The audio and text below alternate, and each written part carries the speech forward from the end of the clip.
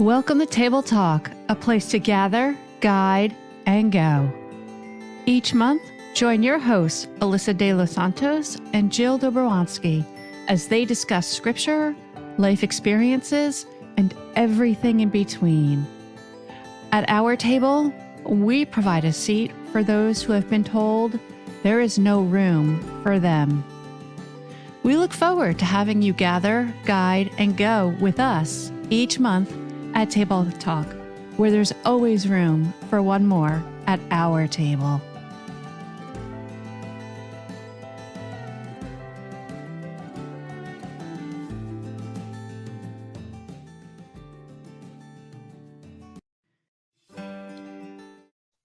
Let's do this. Yeah, because it's just not, it's not a table talk without, oh my gosh, I forgot something on the printer. Or something. Just saying. Oh gosh. Welcome back to another episode of this crazy thing we call life and Table Talk, a place to gather, guide, and go. As always, I am joined by my co-host, Alyssa DeLosSantos, who is now a published author. Yay. Yay. So welcome to that circle. Yeah, thank you. Thank you. So this season we're focusing on the banquet and the bistro table. And we're at a time now where we are officially 1 week away from Thanksgiving. Depending upon when you're watching this, it may have already passed. But we are, when we're recording this, it is a time when we traditionally gather at tables, and we gather, whether it's with friends and family, or even if you're out and working and serving, it's like, everybody finds time to gather around this time of year. And everything, especially this year, I believe, especially, after the year we had last year, and, kind of still feeling the effects of that. And it's a time when I know myself, when family comes together and friends come together, everything comes to the table. And whether it is a banquet or a bistro table, it's when everything comes.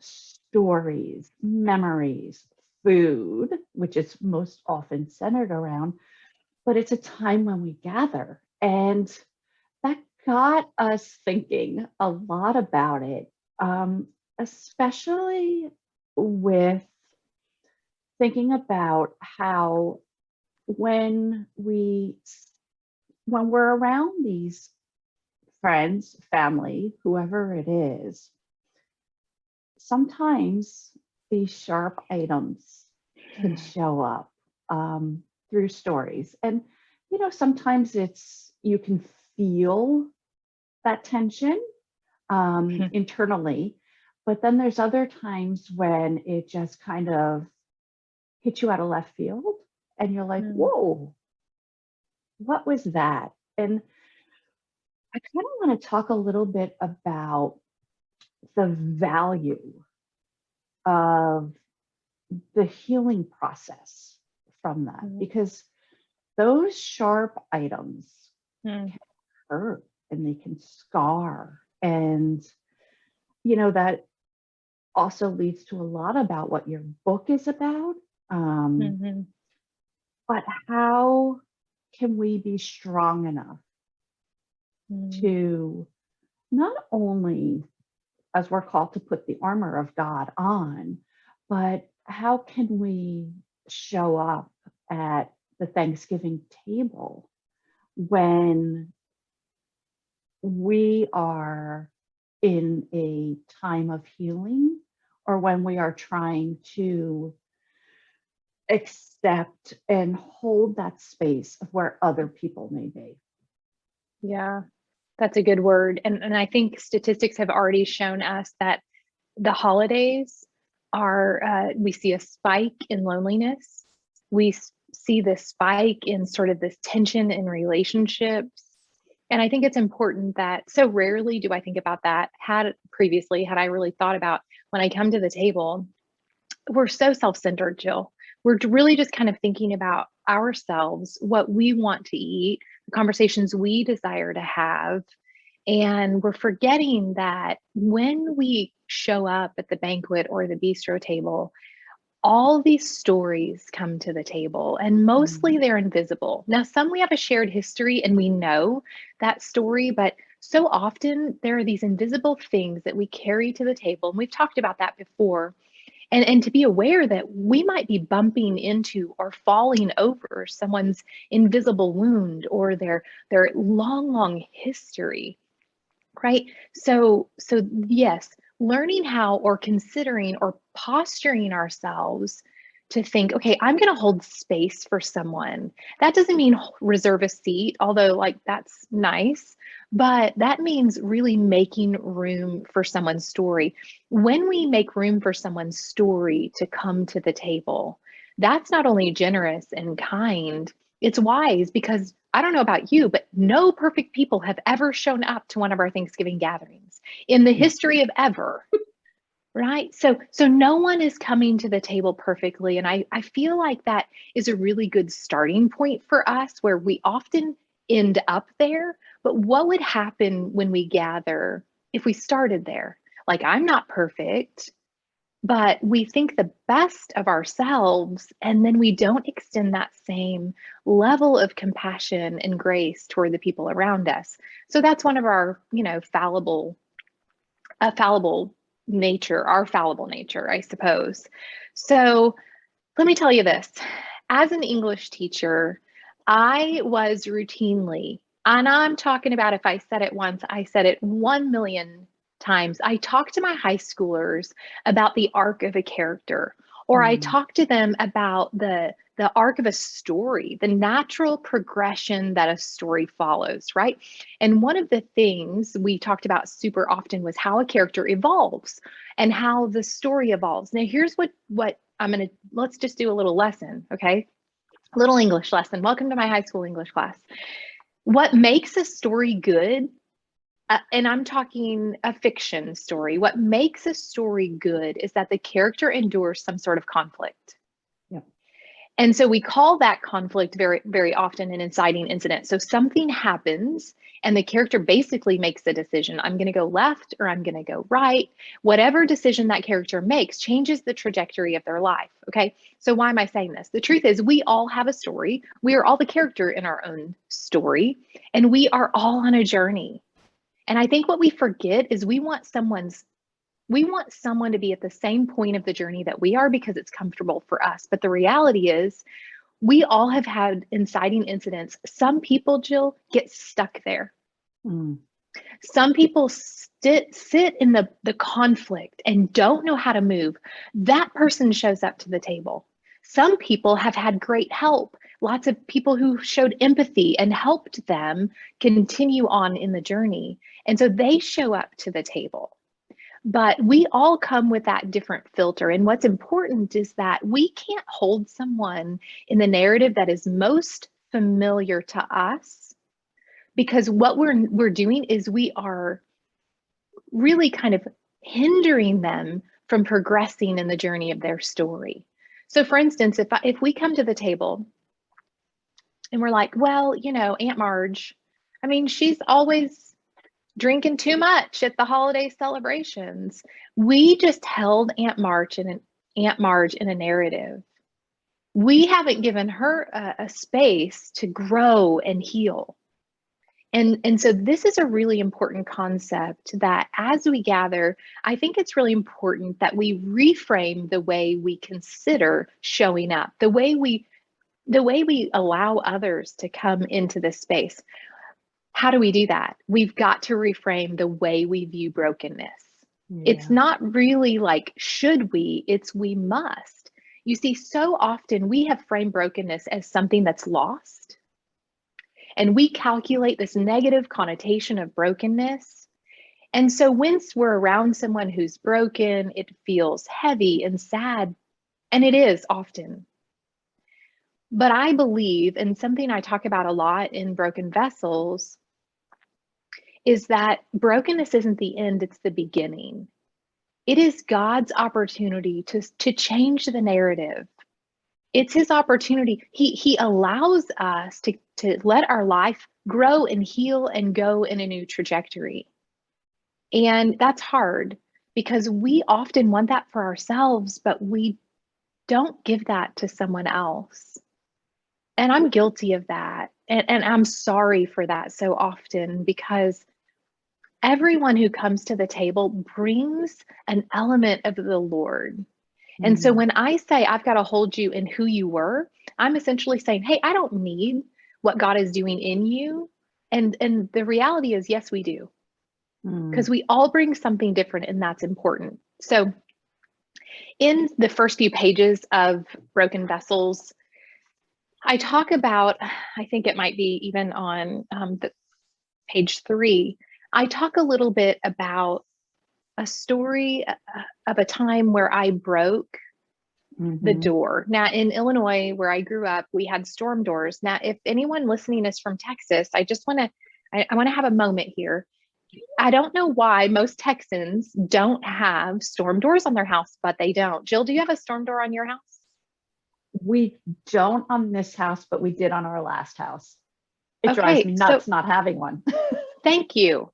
So I just want you to know the vast majority of people do not have those here.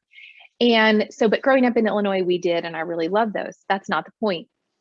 The point is, I share this story in week 1 where my mother is leaving the house, and I begin pounding on the door because I don't want her to leave. I need something from her. And I pound, and I mean, listen, I am aggressive with the pounding, okay? Because it's everything inside of me. So when we don't deal with our hurt and our wounding, it comes out. It is expressed in what looks like violence. Sometimes, like me pounding on that door felt violent. It comes out in rage. Similarly, that was my standard position. And it manifests itself in ways that we don't really recognize the extent of that hurt. So I'm pounding and pounding and pounding. What I want with all of my heart is my mom. I want her presence. I want her to help me through whatever it is I'm working on. And because she's leaving, I pound away. Well, I do so with such vigor that I break that glass. I mean, and it shatters into a lot of pieces. And I'm left standing there with literally blood dripping down my hand. I'm cut. There are pieces everywhere. And now this door is not what it used to be. And so I clean up the pieces, these broken pieces. And I want to sit with that concept for just a minute, because in our brokenness, we are changed. We're repurposed. We are not eliminated. We are not sidelined, but we are repurposed if we will allow a repurposing. But here's the other thing, Jill. I could have just sat with the broken pieces in my hand, and everyone who came into my life, I could say, hey, I've got these broken pieces. Would you like to see my broken pieces? And P.S., they were sharp. If my hand was bleeding and injured, if I'm extending my broken pieces to people without being healed, I'm hurting other people. I may be inadvertently hurting other people. Nonetheless, I am hurting other people. The beauty of the provision of God is that in his wisdom and kindness, he says to us, bring me the broken pieces. Because what you see as an end, I see as a beginning. And he is the great multiplier. And he will allow the narrative of our story to be different if we will surrender the broken pieces. But here's the trick. People are going to show up to our tables, no matter the season, carrying their broken pieces. And we will be fast to make judgments about who they are based on how they behave. And I'm calling us to a higher standard. I'm calling us to consider that maybe they just haven't surrendered the broken pieces. And what if it's our kindness? What if it's the place, the spot we hold for them at the table that is the invitation for them to begin the prospect and the journey of surrendering their broken pieces? That's powerful. I love that. And I think also, to quote a line in your book, you say, it is our brokenness that becomes the conduit of God's grace and provision. And yes, that is true for us internally and emotionally, but also too, what if somebody's conduit isn't connected? What if there's a fray in the line? And just like you were just saying, we are actually now that person who can be that extension between them. And that is so important too. And so much to unpack in what you just said. Oh, gosh. Right. And so it's so true. But then the question then becomes, how do we do that? Because our first instinct is most likely 9 times out of 10 to be judgmental, to be that person that says, oh, here goes Uncle Joe again, or roll your eyes at a situation or just kind of nudge the person next to you and like, here we go. And, kind of taking those sharp edges and just, using it against them. And being that person instead of being that person who's coming to the table with the open mind and saying, okay, they're hurting, or this is not, what I'm seeing and what I'm hearing aren't meshing together, and they're not biblically who that person is called to be. So I think my question to you is, how do we get out of our own way in order to not rush to judge or not be the person who's actually taking those pieces of that broken storm door and saying, look what you did? Yeah. I mean, the humility to surrender, number one, is really difficult. And we are inundated with messages to take care of ourselves, to be protected, to not let anyone hurt you if they've hurt you once. How many of us have vowed in our brokenness that we would never posture ourselves in that place again? I think our first step ourselves is simply surrendering. And I know I say simply, that seems like an oxymoron. It's not simple to surrender. I mean, and then to walk in the obedience of allowing God to do a new work in us. That's where it all starts. But then this prospect of reframing the way we look at things, like giving God room to flip the script in someone else's life. We can't keep handing those people, loved ones, friends, strangers, we can't keep handing them the same narrative, like, oh, this is who you are, because God is always calling us higher. God is always doing a refining work in us. That's the beauty of the refiner's fire, is that always burning off. He's always burning off our impurities. And so I think this reframing our perspective to say, hey, what are some questions I can bring to the table? Instead of leading with so-and-so is always such and such, what if we decide, I'm going to ask some questions. Hey, tell me about your greatest achievement in life. Tell me about what makes you tick. Do you have any goals this year? When we start asking questions, we're no longer holding someone in a particular part of their journey. We're allowing them to show us another side of them. And I think asking questions is really, I think it's kind. It's a great communication skill, but it's really kind to say, instead of me jumping to that conclusion, because that's what we're doing. What if we sat for just a minute, deep breath, I'm all about breathing, a deep breath, and then think about a question and consider, what do I not know about this individual? Because they're bringing something unique to the table, and they have a good story, and there's some part of their story that you and I need.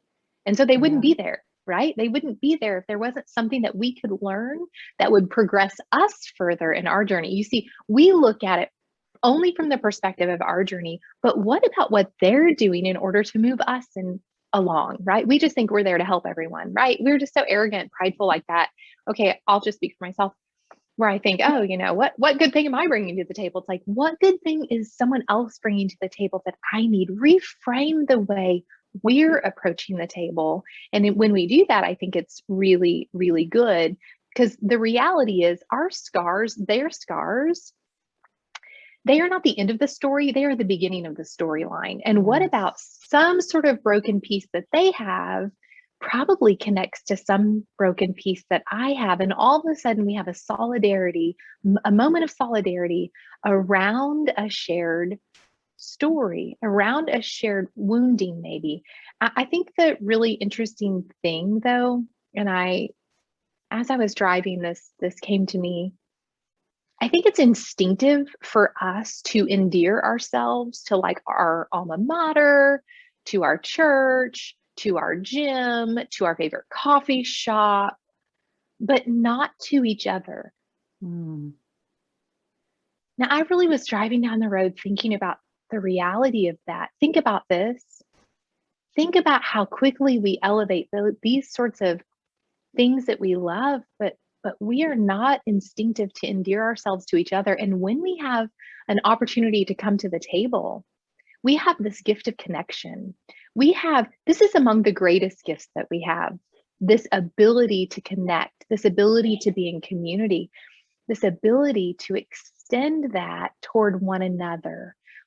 I think, the biggest call I think that we could answer at the table during this upcoming season is to endear ourselves one to another.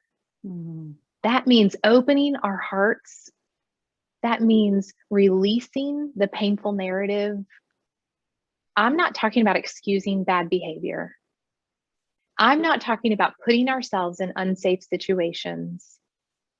But I am saying, how can we reframe our brokenness, someone else's brokenness, so that we remember that it's not the end. It's not what causes us to be disqualified. Brokenness is always what qualifies us. It just does. It's an opportunity for a new beginning and for God to redeem that part of our story and that part of our understanding of who He is and what He can do. We no longer, Jill, have to run around trying to fill our own needs. We do that.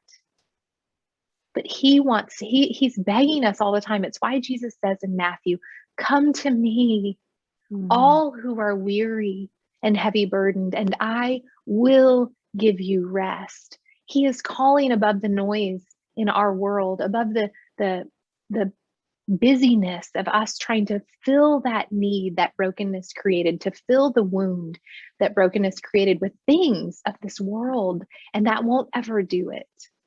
But to consider during this season, people are going to come and they're not going to be perfect, and we're among them with the same story, and to hold space for where they are in their journey, for where they are in their story, because this is not the end for any of us. Thank God. Day by day, we are being refined. If we can remember that and extend that to other people, I think we will find ourselves actually enjoying our seat at the table. I love that. And it makes me think of my own family. I had a troubled teen. I was a troubled teen. I was in trouble a lot, and all of that. And, even when I gather nowadays, it's like, wow, who would have thought you would have turned out like this, Jill? And I used to take that as an insult, because it was always that reminder of reopening those wounds of who I used to be. But now I just turn and I say, yeah, look what God's done. Yeah. Look at how He turned this girl who ran away from home, who lied, like, you name it, I did it. and, partying, all of that stuff, and turned it around into, the person who I am and still becoming today. And, Yeah. My response is like, yeah, who would have thought? You know who? He did. Because he Yeah. knew that that was the road that I needed to walk down in order to get to the point that I am now, and will continue to grow and continue to be refined into the person I'm going to be. And for me, like, my own life is a perfect example of that. And, now when, gosh, I have my 90-something-year-old aunt, even when she still sees me today, she's like, who would have thought, and you're like, okay, thanks, Arrow. But it's, now it's like, yeah, you know who? He knew. And Yeah. that's what matters. And I want to kind of flip it a little bit, if you don't mind, and say, you mentioned a little bit about we all are coming to the table with our own brokenness. But Yeah. what if you're the one that's carrying that heavy burden of the hurt, the shame, whatever it is, to the table? And I think about it in my own self, where I love to cook. I love the holiday. I love to be the one doing it all, and the tablescape is set, and no, nobody needs to bring anything. I've got it all under control. And then when I finally sit at the table, is usually after mostly everybody's been served.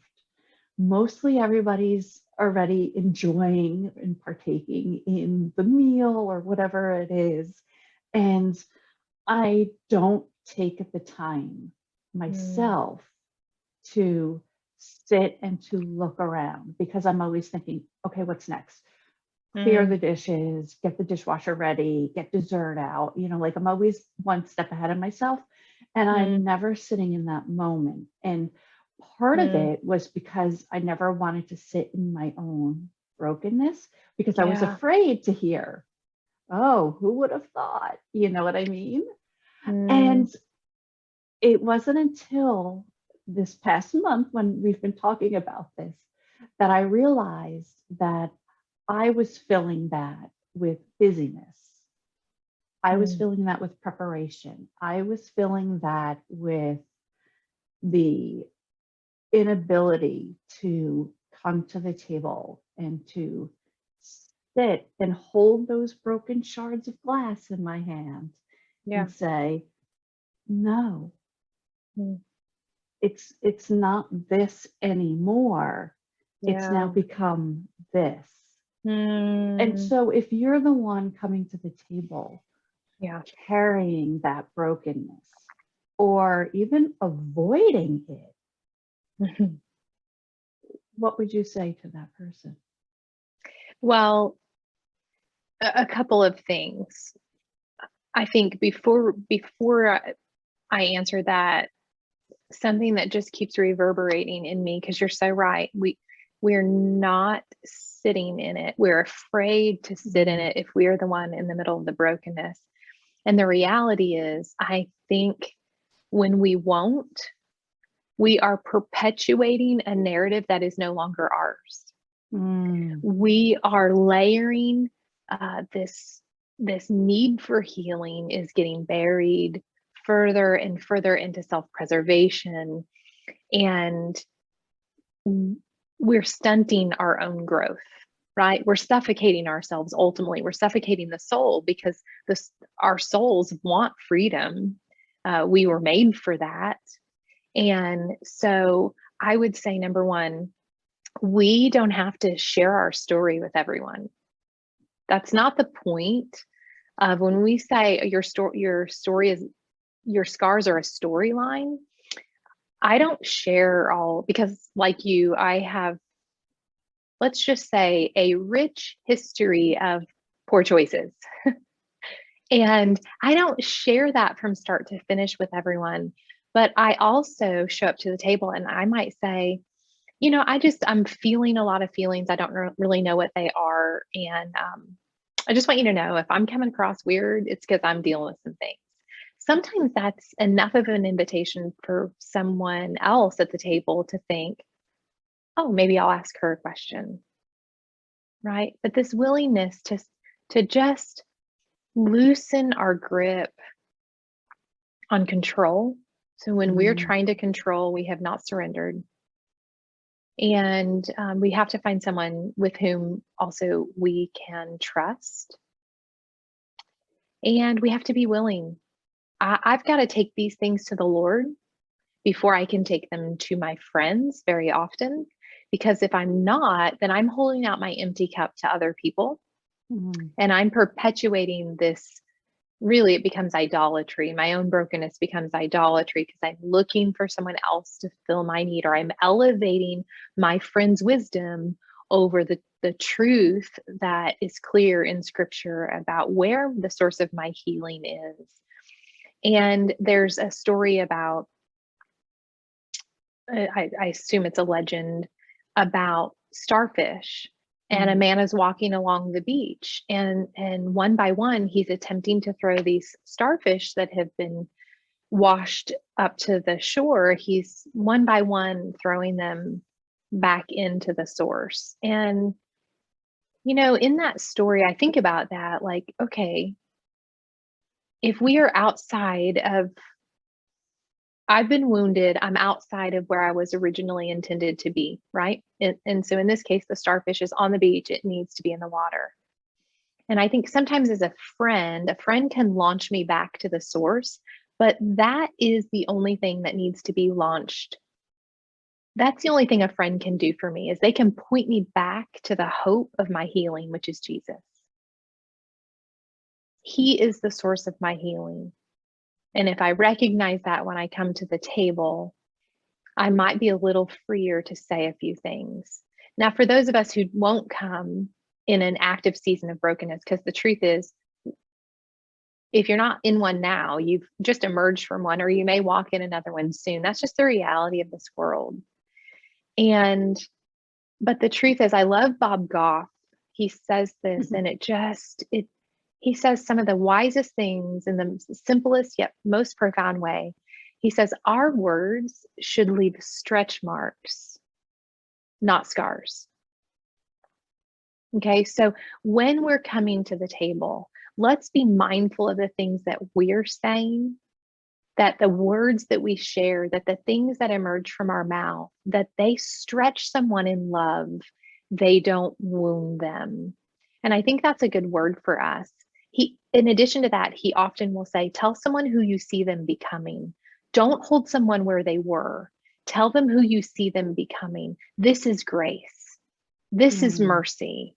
To look for those things. Let's show up that way too.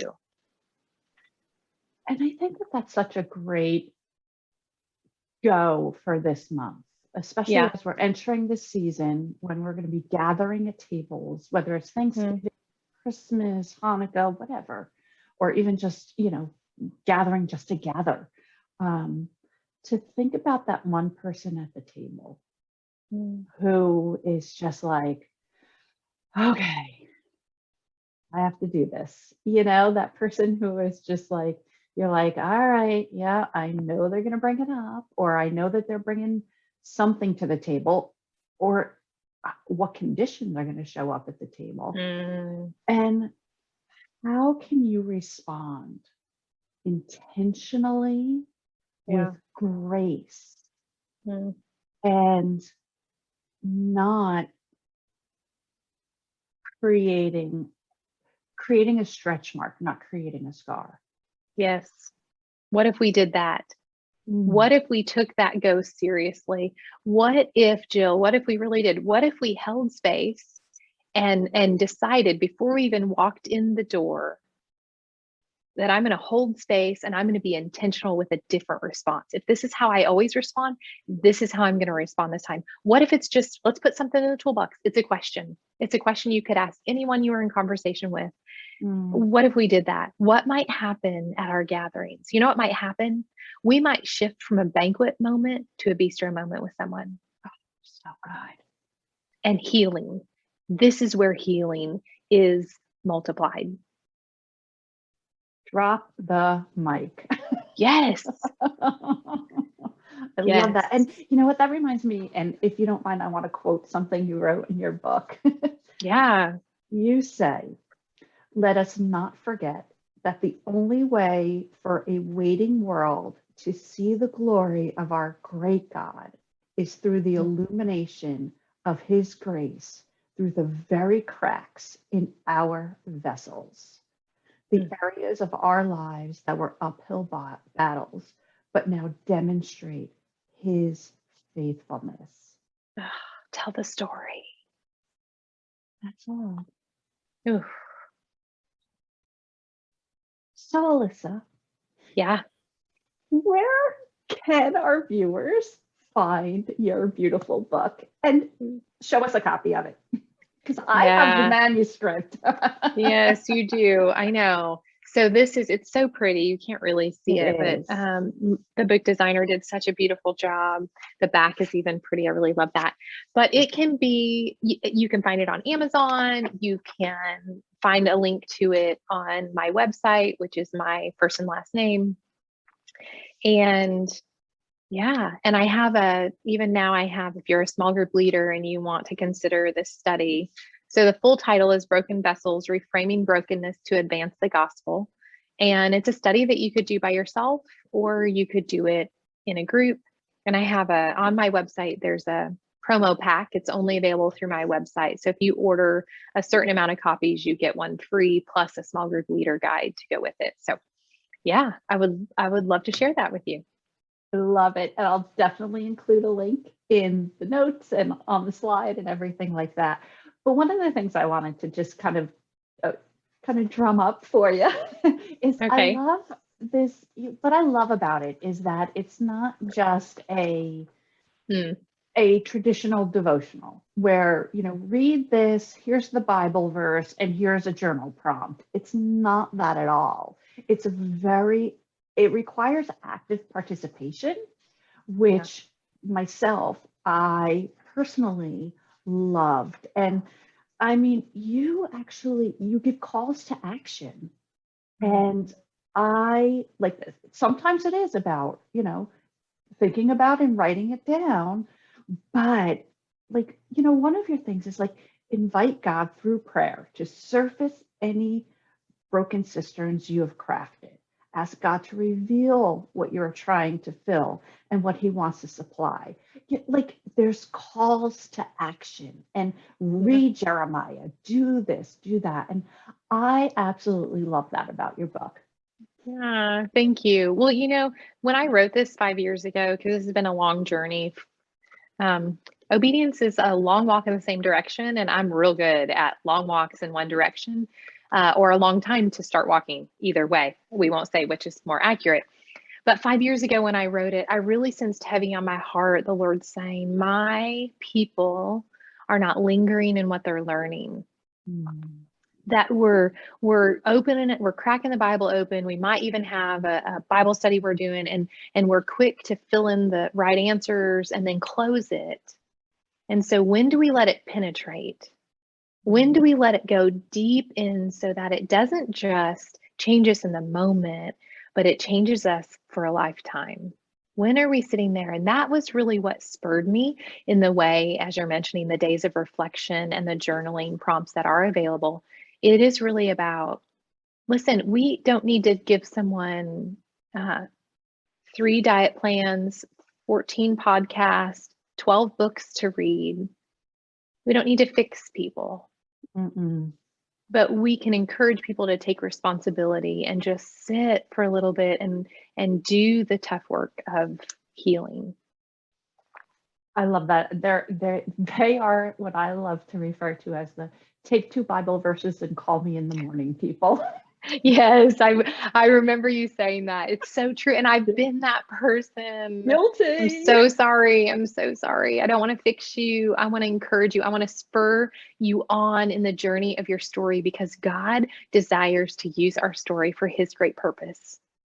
That's amazing. That is so good. And what I love about this book is also that it's not only a gift to yourself, but if you know somebody who's struggling, it's a great gift to give to somebody. And, you know, you can go through it together, go through it alone, like you said. Yeah. But it's just a beautiful, I'm so proud of you. It is Thank you. beautiful, but it is not only a gift to yourself, if you're struggling, or even, you know, even if you're walking in faith and you feel strong, I'm sure that there's something that, you know, still creeps in and, you know, makes that little crack that, you know, needs to be refined. And, you know, again, if you know somebody who is struggling, you know, it also makes a beautiful gift to them. Yeah. Thank you, Jill. Oh, I love it. We want to wish everybody a very happy Thanksgiving, no matter what you're doing this season. And as always, don't forget to subscribe, share this episode with somebody you know. Get out there and purchase Alyssa's book, support my friend. You can find all the links in the notes. And as always, until next month, there's always a seat at our table.